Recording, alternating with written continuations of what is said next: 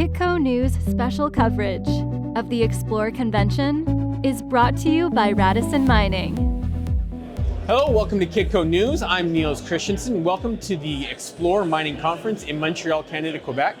Joining me to talk about sort of the future of mineralization in Quebec is Maxime Guilbault, partner at PwC. Maxime, we talked in 2019. Welcome back to the show.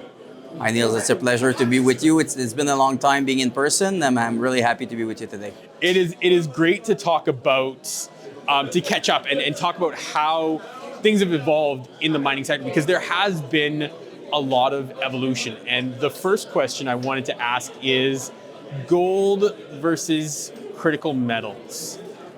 Quebec has been this juggernaut for gold production. It's known for its precious metals production, but we are starting to see critical metals, lithium, cobalt,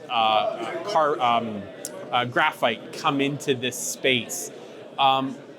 What does the mining sector look like for Quebec? As you said, Niels, I think the gold has been the bread and butter of Quebec in terms of the mining sector for the past decades and almost a century. We're fortunate enough that in Quebec we have good mineralization for lithium, as you said, for cobalt, accompanied with nickel deposits, and also for graphite. So I think gold has been doing great in Quebec. A lot of good mining companies operate here, but we have the potential of new minerals being great with a good deposits in lithium in the graphite space. But before that transforms into reality and that graphite and lithium has more predominance on the market, in the market in Quebec, there's going to have to be a significant change in the number of operating mines in that sector. Yet there's a few development projects that are out there. A few mines have produced but have stopped and are in restart positions. But we're in a good position to catch the wave and be there at the forefront of that energy transition. What does it take to get a mine operation? Like, I know that, there's big hurdles. It takes 10 years to go from, exploring a deposit to mine production, but there's so much more in that. The price of lithium, the price of cobalt, the price of graphite is so volatile. Is that the biggest hurdle? What are the challenges to actually get a lithium mine in Quebec? I would say the different challenges that were there in the previous year and that are there today are quite different. Because in previous years where lithium exploration started in Quebec maybe 15 years ago, and maybe just before that, the demand or projection of demand wasn't known with much certainty. Now that we know that the demand is going to be there, there's going to be a significant need in increasing the number of producing mines to be able to provide material for those batteries. There's more certainty. So I think the biggest hurdle, yes, is price and the volatility. But now that we have a more clear path to where do we need, how much mineral we need, it's the execution of the exploration, development, and successful operations of these mines in Quebec that we didn't see yet. So as soon as my opinion is, as soon as we're going to hit that in terms of one producing mine that's going to be able to do it on a sustaining basis, others will come and we'll see that it's feasible in Quebec to successfully explore, develop, and after produce lithium from operations. A lot of this is based on energy transition. I think, what's your opinion on, I guess, this sustainability? Right now, this need for energy is growing. We have an energy crisis in Europe, UK. Just in UK, I mean, they're burning wood to generate electricity.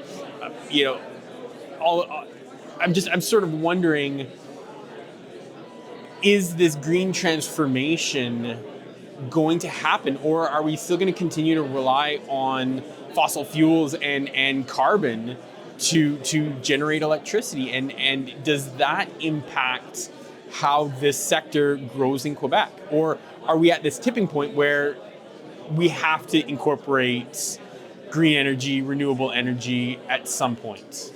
I'm going to talk for what I know. So Quebec, we're really fortunate because a lot of our energy comes from a clean source, so hydropower.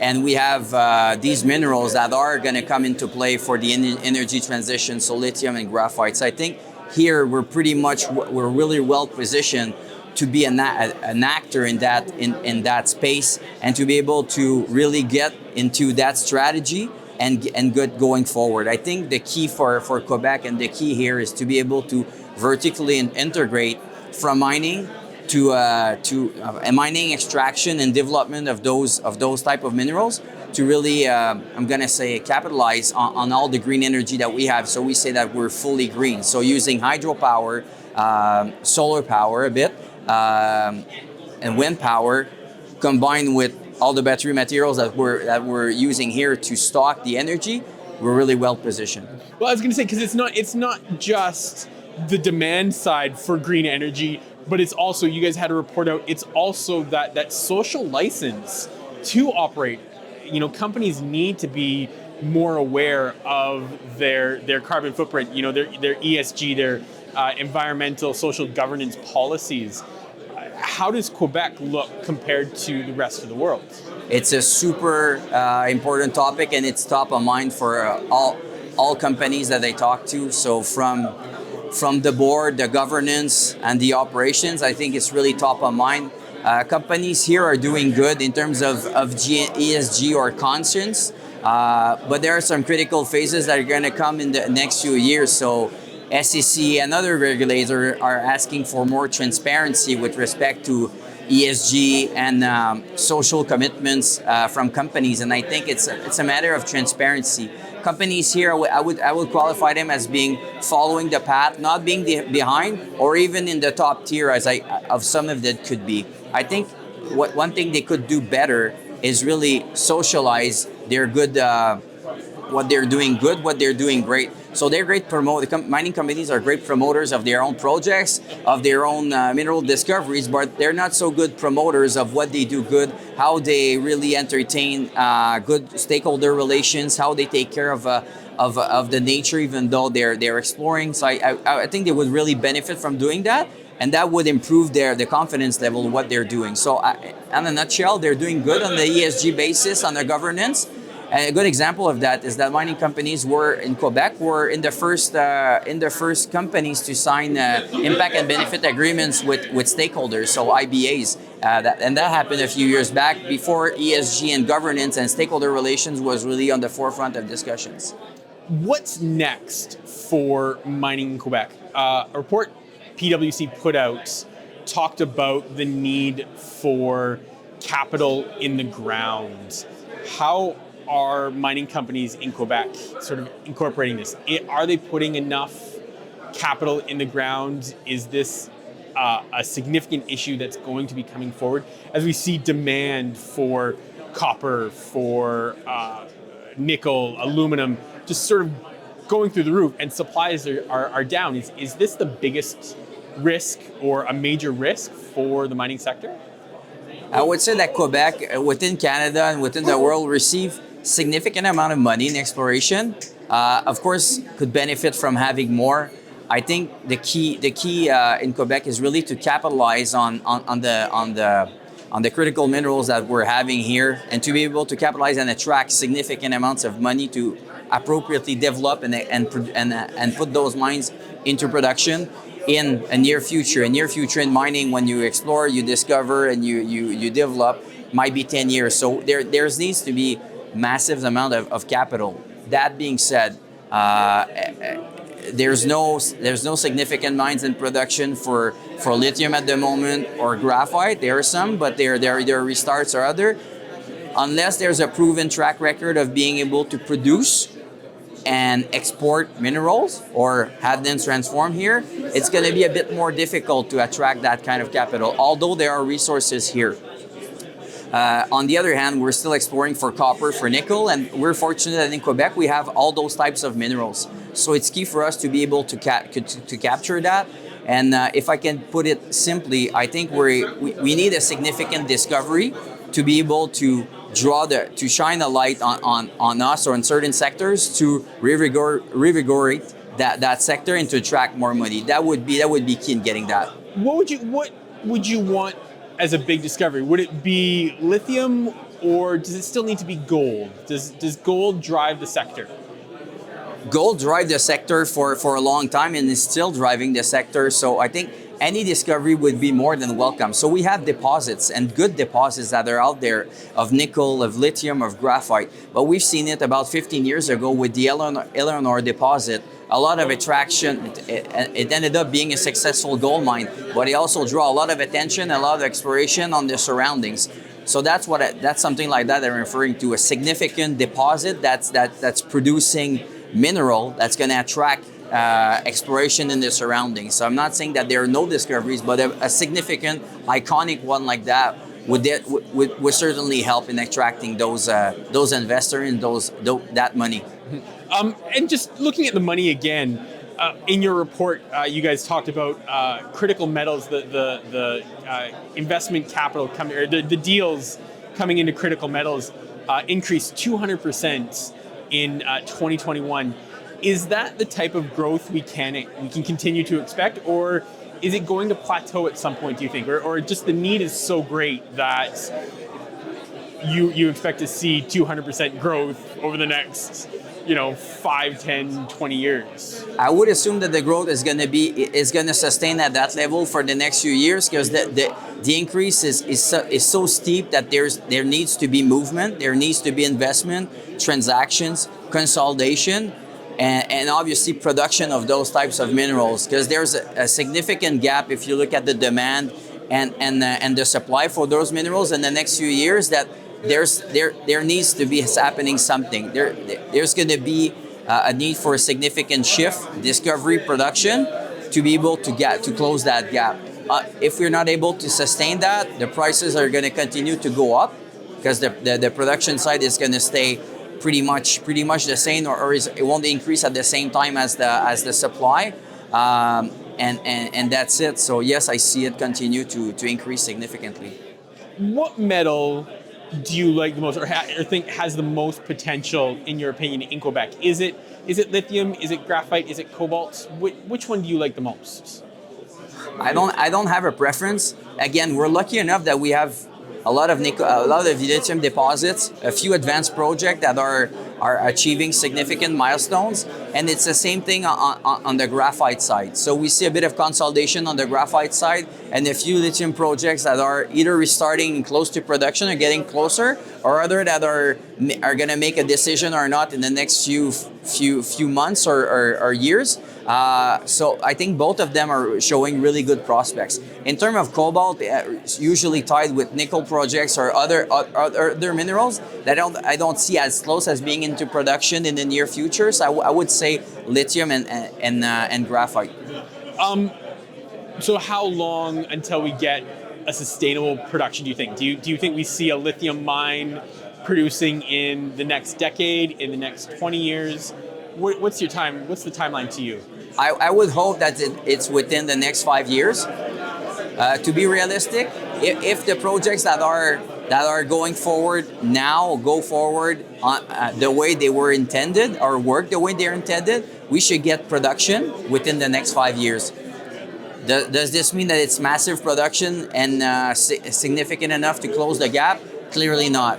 But at least from a production perspective, I would hope that it's within the next 5 years, based on what I see in the market. I hope it's going to be the same thing for graphite, based on what I hear, what I see, should be within 5 years. Okay, so then one more question about the future. 20 years from now, what role does gold play in Quebec mining? I mean, is it still going to be substantial, or is it going to be more 50-50 between precious metals and critical metals? I wouldn't say 50-50. I think gold has been the backbone of mining in Quebec for the past decades. I think it's going to be there. I think we have a well-established world-class mining jurisdiction for gold. We haven't explored all of Quebec. Yes, the Abitibi region has been explored a lot. I think there's a lot of potential. There's a lot of discoveries that are still out there, a lot of projects that are advancing. As we said earlier, usually it takes a minimum 10 years before exploration to production. So that gives us a few years to continue exploring in the mining camps. There's the James Bay area, the north, Nunavut, and others that haven't been explored yet to their full potential. So I think gold hasn't said his last word. And again, lithium and graphite are still young in terms of commodities compared to gold. So before they get to 50-50, it's going to take more than that. And we haven't exhausted everything for gold. So there's still really good prospects. This is a fantastic conversation. I guess I wanted to ask as well, obviously Quebec is a major mining jurisdiction. It is in the top 10 in the Fraser Institute. In April, they came out with their report. They're 6th on the list. Last time we talked in 2019, they were 4th. They have dropped down a little bit then. Are you concerned at all? Are we still a world-class jurisdiction, even though we've dropped down from where we used to be? We shouldn't be shy of the position that we're in. I think position is really good, yes. Obviously, when we look at ourselves, we see at Quebec as being a really strong mining jurisdiction with a lot of positives. I don't make a fuss too much about being 4th and being 6th right now. And I'm just looking at what the ecosystem here is doing. I think we have a government in place that usually is in favor of mining and really has a hand in exploration with SOCAM, for example, that's involved from the exploration, and then there's another hand from the financing when companies put their projects into development. So Investissement Québec is there to support, and we have another ecosystem of big pension plans as a CDPQ that's there as another hand to support. So really supportive, and that's a unique ecosystem that we have here. Again, as I said, we have a lot of potential: copper, nickel, graphite, lithium, gold, and other commodities that are here. Not shy at all of where we are, but we can't sit on our hands and say that it's going to stay like that. We have to keep ourselves engaged with communities. So as we discuss ESG governance, we have to stay on top of that to keep our position. But I think we're well positioned to stay there and to continue maintaining our position. And I'm really happy with where we are. So sixth place is still, we still have bragging rights that at 6th place. Not shy of the 6th place. Obviously, if we compare ourselves, we might say that we would deserve a higher ranking. That being said, I think it's not really a big demotion between 4 and 6. That's not how I see it. I see all the good things that we're doing, and if companies continue to promote themselves and continue acting like owners like they did, and being top tiers on the ESG space and other things, and government continues to support the industry as it does, it's going to remain in the top 10 easily. I think it's fascinating to see how quickly the critical metals side has grown. Like we say, we weren't even talking about this in 2019, and now we are. So 3 years later, there's a lot more lithium exploration. Thank you very much for your insights and taking the time to talk with us today. You're welcome. It was a pleasure. Anytime. Thank you very much for watching Kitco News. Stay tuned for more coverage from the Xplor Mining Conference. Kitco News special coverage of the Xplor Convention is brought to you by Radisson Mining.